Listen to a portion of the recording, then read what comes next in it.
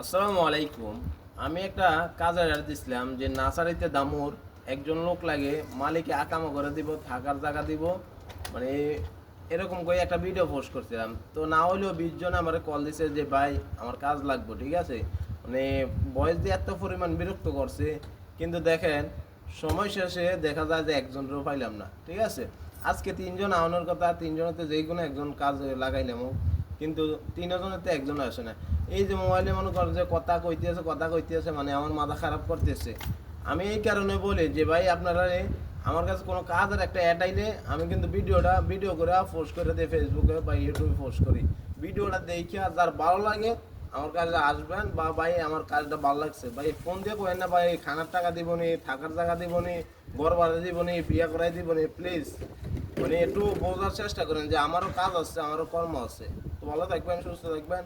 আর আমার কথা মানে যদি কোনো ভুল করতে থাকে ক্ষমার দৃষ্টিতে দেখবেন।